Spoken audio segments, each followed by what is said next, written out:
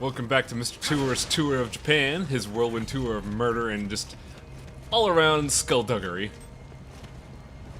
Skullduggery and anything else that could be done Britishly. Yes, I'm coining the term Britishly. I mean, it's a fair term. Now, here's kind of why I don't like low stands for the swords. That damage is pitiful. Also, his damage was not pitiful. Yeah, that's one of his 2 command grabs, and I actually like that one a lot, because it gets across what that demon was in the past. A simple man, but a very mean one. Using his simple hands. Mm-hmm. His simple peasant hands.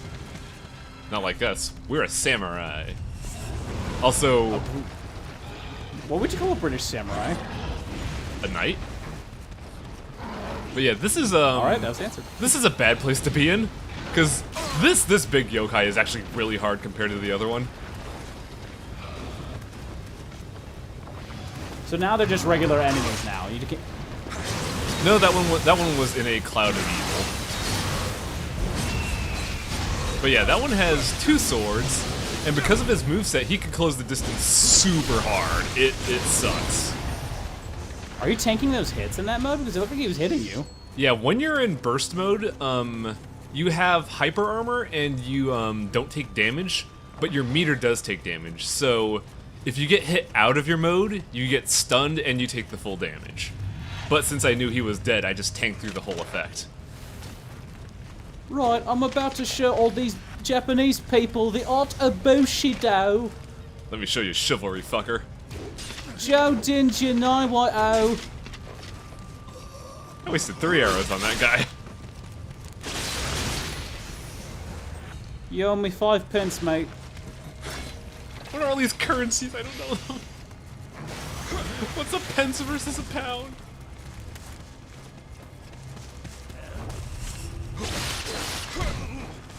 Okay, you're gonna see me doing a lot of roundhouse kicks because this game has a weird habit of enemies either guarding or just starting up like a hyper armor attack when you're mid combo. So I just end my combos quickly with like roundhouse kicks because I don't want to get caught off guard. So do normal attacks cause flinch, or is it just the kicks that do? Normal attacks cause a slight bit of stamina damage and flinch, but not enough to like break through a guard or to like stop someone's attacks. Kick is just disgusting. Like all kicks are gross. Oh no. I actually completely forgot about this trap. Good evening, mate. Please do not commit seppuku. I don't know what that is, but please don't do it. Gambate. God, everyone in England's gonna fucking hate us. We're gonna get We're gonna get so many fucking comments. We're gonna get a comment bank. I hope we have a comment in this video that's like, "You having a laugh, mate?" I'll kick your ass, fucker. That whole time I was sitting there like, I know this is a fucking trap, where are you? But I was looking at the wrong body.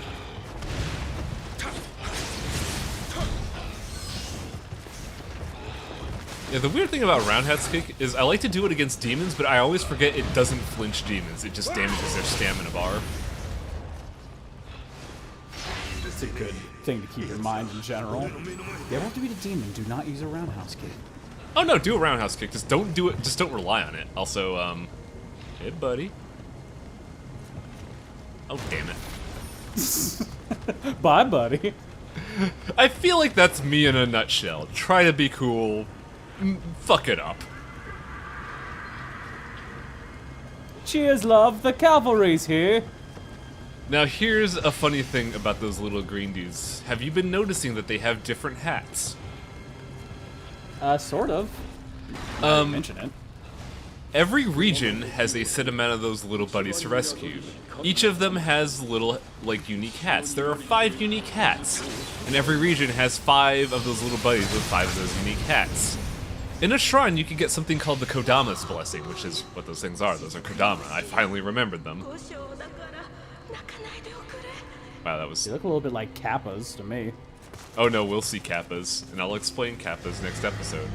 But yeah, the Kodama's Blessing is you could get 5 different blessings that affect your drop rate on items depending on how many Kodama you save.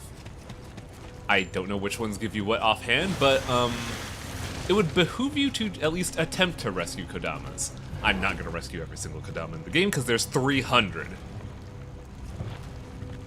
I thought you said you were going to 100% this game. No, wait, I'm thinking of a different one. No, that was Hollow Knight, and I 107% that. Haha. But yeah, Nioh, like, I straight up said I'm not good at this game, and one of those things is I don't know where all the Kodama are. I'm not gonna look for all of them. Did you automatically stun him with one arrow shot? That is a unique quirk of this yokai in particular. Their horns are their weak point, so if you do overhead attacks or headshot them, you get 1 automatic knockdown. By the way, when you're in burst mode, you have light combo string, heavy combo string, and unique magic attacks. The bird ones sucks ass. Also, why was the yokai just standing there staring at you when it came out? I don't know. Also, if you notice, that arrow had a unique light trail. Every projectile weapon in this game has unique ammunition. The bow has something called the Hamaya arrows.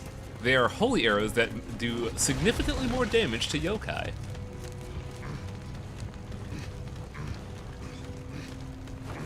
God, these grunt sounds. Very prominent. I'm so very tired of this. I just want to find a friend. And then Japan wants to murder me, so I murder them.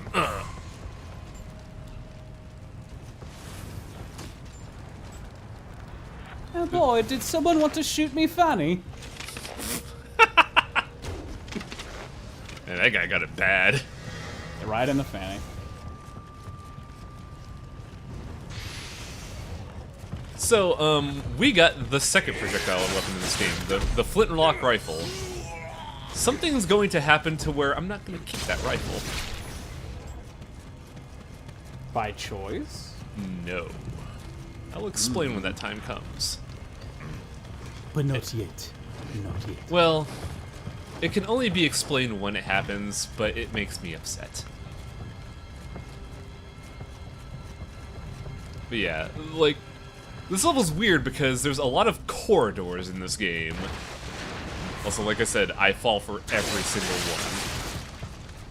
But yeah, there's a lot of corridors in this game. So weapons like the spear and the, oddly enough, the dual swords as well, they suffer because the wide swinging attacks get caught on walls. So my choice of weapons kind of really sucks here.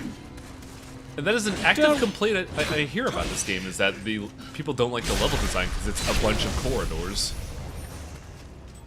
Don't worry, Mr. Samurai Man from Japan. I will show you the way of the samurai. Me, British man. We call that knighthood. You folks have it wrong the entire time. Telemarketers, I don't care. Sorry, folks. You gotta deal with In phone what? Someone called you on the I'm gonna stop. I mean, I wouldn't mind it occasionally, but wow, that was getting a little far. Also, because of how often I drop down to get stuff in this level, I'm gonna be climbing a lot of ladders. Now, the funny thing about this game is I mentioned elemental status effects. There's a lot of fire in this level. There are also areas in this level where you could use water to put out the fires. I mentioned water as a status effect, but also being wet is a status effect. Oh, so Dragon's Dogma. Mm-hmm.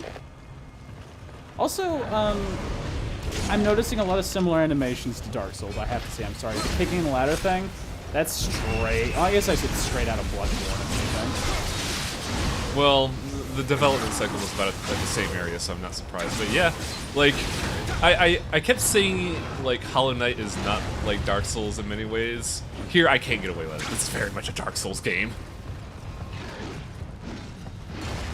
And to you, all you folks who are like, stop saying this is like Dark Souls. Show me the red tape where it's not. They're gonna call you out on the mechanics where it's a lot faster and it emphasizes dodging and stance changing and all that. But So Bloodborne. yeah, like when it comes down to it, the founding figures are very much like Souls-esque. Granted, the level design isn't in some aspects, but like there's no hiding it.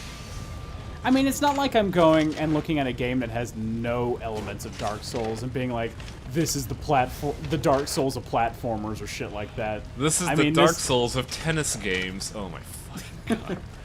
Like, I mean, you have to admit, you would play a game that had Solaire like versus Lautrec playing like tennis against each other. Yeah, I'm hoping in the new Mario game for the Switch it happens because they're gonna have the amiibo at least for Solaire. So if they get another one, that'd be so great. God, that'd be weird. But yeah, I was Praise the sun as he does an overhead smash. I was gonna say though, yeah, like gaming journalism is so bad about that nowadays. Because I remember seeing articles like Banjo-Kazooie is the Dark Souls of the Collectathon games, or Crash Bandicoot is the Dark Souls of the PS2 era. I'm just like, learn a better allegory, man. The cheeseburger, the Dark Souls of sandwiches. I'd say that's more of like a Philly cheese. Well, not a Philly cheesesteak. I'm thinking of something else. The Reuben is what I'm thinking of. Okay. Explain further, please. It's very messy and it expects you to know how to eat it. Fair.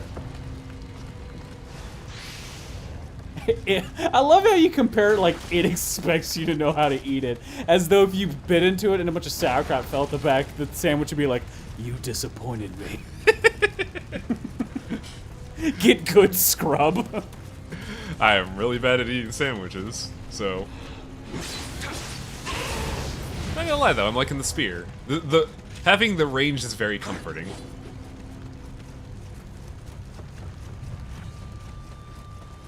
Now, we're about to come up to probably is going to be, if not the best accidental moment of this game.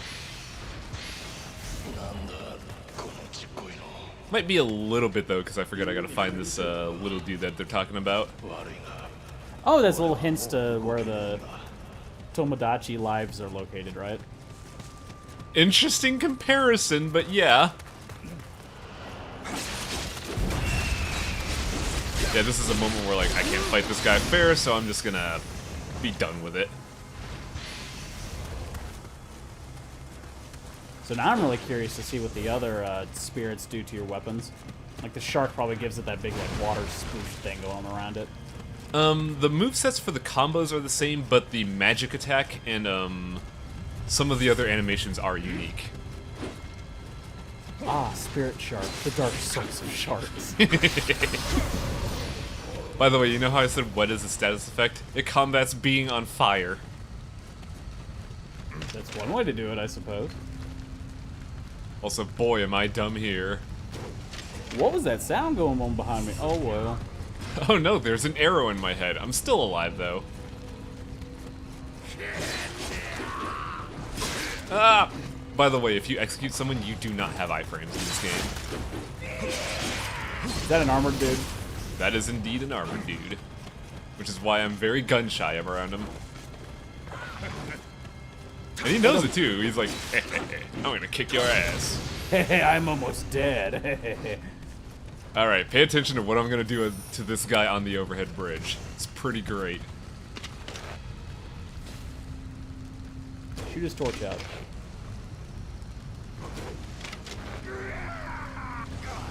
That is not supposed to happen. That is just bad luck. He fell down, but he managed to land on his feet on the way down and be like, I'm not dead yet, and then fall. So yeah, I don't know if that's intended, but I don't remember that happening, and when I saw it, I was just like, wow. These characters have no perception ability, so I imagine the bow and arrow during stealth, especially if you level that up, would make like certain areas just a breeze. Yeah, the bow and the firearms all scale off dexterity. Now, when I first played this game, I played with the Kusarigama, which also used dexterity. So I put all my points into dexterity, and about halfway through the game, I realized, wow, headshots are kind of gross. And then I just used the bow for the rest of the game. I'm just waiting for the boss cinematic to spawn in where he like roars at you, but then he doesn't see you, so you just bow him in the face and kill him. Sadly, that's not the case. This isn't like Deus Ex or other stealth games where you can just avoid bosses. Or the classic, like, shitty game thing where sometimes if you end up going into a place where there's a door between you and the boss, you can see the boss through the door and you can hit him. Now, there is no situations like that. However, I can name several bosses that you can headshot and put into a prone position. And I remember when I first played the game, I could only beat one specific boss by doing that. I've gotten better, but I remember getting really mad at a boss because all I would do is like, wait for the boss fight to start, snapshot, headshot, go in for the backstab, repeat like 8 times. Now, you haven't really explained, but I kind of have a guess on those. Those little red swords that are in the ground, are those where other players died? Mm-hmm. Now, here's the interesting thing. You can fight the AI of player characters by invoking their Revenants, and then you could get their gear. It is a great way to get a gear advantage in this game. I'm surprised you're not doing it then. Is it hard? I don't need it now, so I'm not worried. Plus, there's a point when you die and you don't recover your stuff, do you lose your gear? No. That would be a bit much, in my opinion. But there is a couple points in the game where it would help. Here, though, it's not really the case.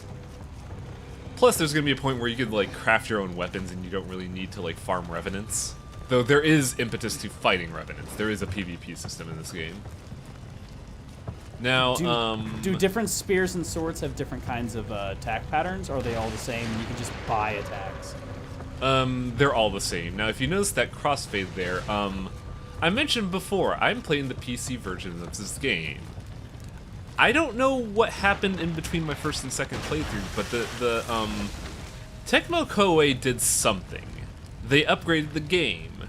And by upgrading the game, during certain parts that involve flame effects, this game will just fucking crash. Fancy upgrade. Now, because of how this game works, there's no autosave. So if I crash, I go all the way back to the shrine I was last at. I haven't died in 40 minutes.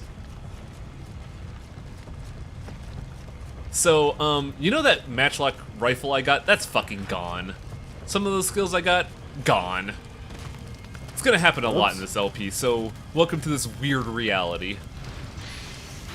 Nioh's fucking great.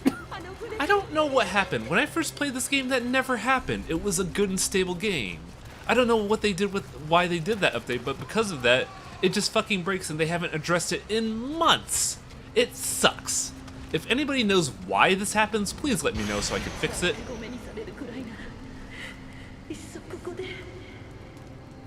By the way, we have our dark sign. Also, what's the point of having that torch there in the middle of this water cave?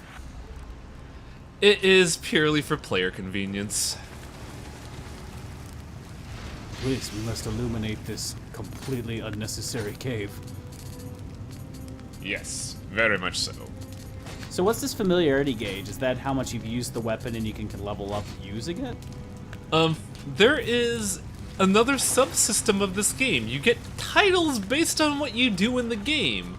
One of those titles is mastering weaponry styles. You do so by leveling up with skill points and also getting familiarity with a bunch of weapons. Now, there are also various upgrades and systems that focus on the familiarity gauge of your weapon, giving you more buffs. So it's another system in this fucking forest of systems. And it doesn't really clutter up anything. It's just, it's not necessary to focus on familiarity. Like, you can swap weapons and not have to worry about the familiarity on the fly, but you are rewarded for emphasizing familiarity if you know what to look for. God, the perception ability of these soldiers is atrocious. You're I stumbling know, along a right? stone shore right past them, smashing boxes, and they're like, probably just my imagination. Whose footprints are these? Oh yeah. Oh yeah. You want to know what really sucks? There! He's right fucking there! Look at this guy with the spear. He didn't see me at all. Wait a blasted minute. But yeah, one of the things that really sucks about the fact that this game crashes Any Kodamas I get, fucking reset. Just save every 10 seconds. I can't save manually. I only straight save at shrines. And since this is a Souls game, anytime I save at a shrine, all the enemies respawn. This is gonna be a spotty problem in some areas, but I know 2 levels where this will probably be a major problem, and I hope somebody tells me how to fix this. Because one really cool level that is probably one of the best levels in the game has this issue, and it's just gonna be a nightmare to edit around. Surprised he stood up and wasn't like, did somebody hit me? Why are there wounds on my shoulders? Probably my imagination. Blood loss is my imagination. Did I have a left arm? Probably just my imagination.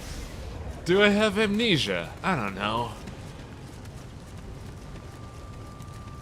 Now, that building has, locked doors, but we can still get in there. I just, for that brief moment, I forgot how to get in there, so I was like, where's the door? Oh, right. Probably the emergency exit where you smash through the ceiling, I imagine. Yeah, that's exactly it. What's the point of trying to be coy about it? It seems like every building has this problem. Yeah, every building has that exact same hole in the exact center of their roof. But I forgot about this. Luckily, I had full meter.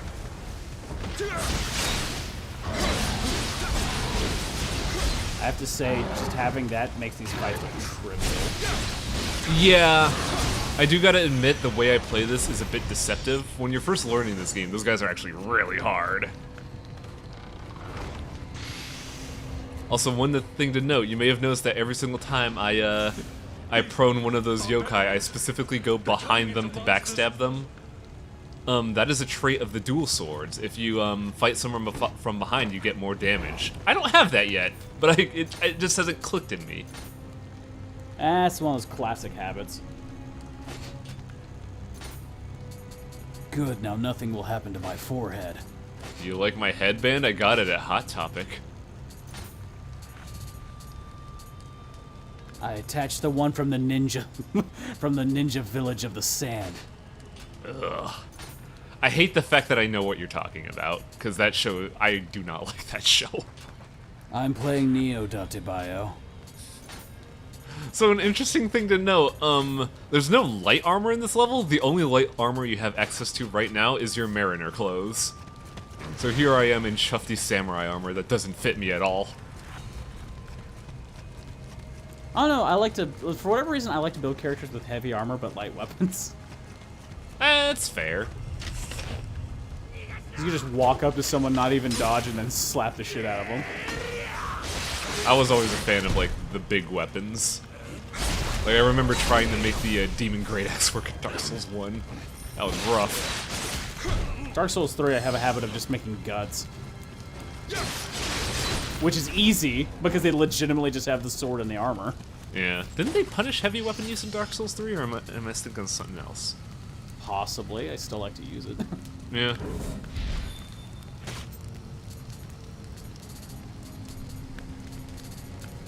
Unfortunately, I don't get any unique stuff until the level after this, because that's when they start giving you more skills. For now, you only really have access to the flux system and one cool skill. The spear gets a lot more now that I think about it, because they get the parry, they get the flip, and they get a kick as well. So spears are actually really good at this point in the game. This game does scream one of those Devil May Cry switch weapon for style combos kind of thing. Yep. By the way, time for our first boss. So this is where my other boat went. I thought we lost the faith. Thank God for this conveniently placed lantern. Do you like my ninja headband? Oh, shit. I don't like this at all.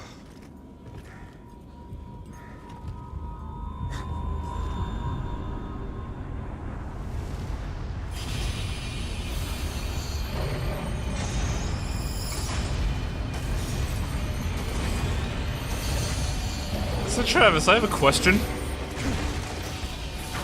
When was blood an accelerant?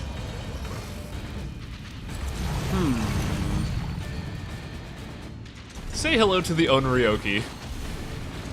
This boss is relatively tough when you first time playing, mainly because your damage output kind of sucks for this guy. I hit him like 6 times and he did nothing. Yeah, even with the weapon buff, I ain't doing anything. Seems like the kind of boss where you want to stick to his butt. He actually has a response for if you stick to his flank or his butt. He has a AoE swing that you gotta watch out for. So if you ever see me end with a kick and then dodge away, I'm anticipating that. Because that thing will melt you. I do notice that this room, there is not a lot of room in this fight. So here's the interesting thing. The reason why I'm emphasizing kick so much is that if you ever empty a demon's stamina bar, you just auto-stun them with every hit. So if I manage to do that with Onryoki here, I get a good few moments of just laying into him without any problem. And I think that's what they want you to do in this fight. Also, there's that backswing. That was faster than the normal backswing. You really gotta play careful in this. By the way, we're in phase 2. I just slashed that guy's chains right off his body. What a chuckle fuck. Now, here's a good opportunity to get some damage in. When he gets the ball and intends to throw it, you don't have to dodge. You can just run to the right and he will not hit you. Everything else, though, you kind of have to be careful. I feel like he has way longer range with his claw swipes than like you would expect. It seems like attack ranges in this game need a little bit of work. A little bit, yeah. I'm just so used to them that I just kind of go with it. Also, damage values are ridiculous. I mean, they make sense considering the current circumstances, but it seems like if you got locked into even like a multiple hit combo, you're dead. You just got hit twice and you're almost dead. Yeah, that's why this game is really hard to approach when you're first playing. Because if you notice, I went through the entire level, melted everything, and didn't use a lot of medicine. So I came into this fight with like 8 medicine, and I've used 7. When you're first playing this game, you'll probably use medicine liberally through the level. And if you die, you only get to work with 3. So you only get 3 free medicines, and you got to use those 3 to learn the boss fight. So it's a little tricky. And I am out of medicine right now, so if I screw up here, I'm done. That 3-hit combo would auto-kill you, basically. By the way, much like the other enemies, if you hit this guy in the head, you get a free knockdown and get some free hits in. Do most bosses have a wake-up attack when you knock them down? Most, not all of them, but most. You're gonna see that in episode 2, one that's really fucking mean.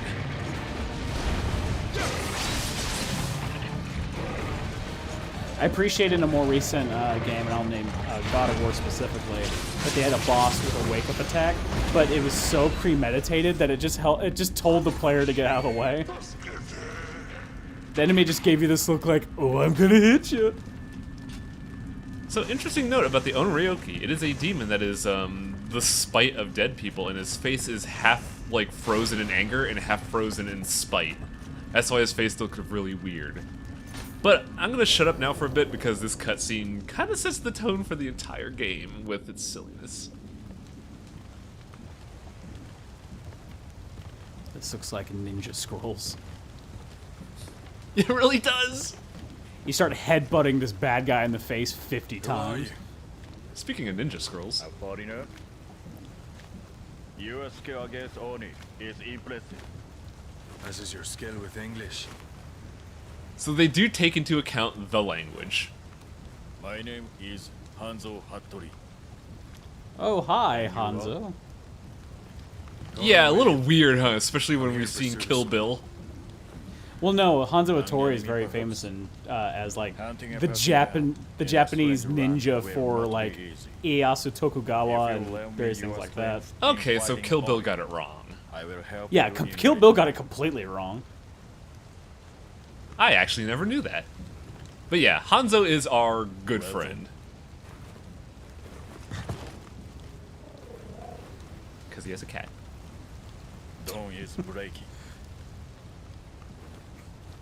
Is that what you named your cat? No, no, no.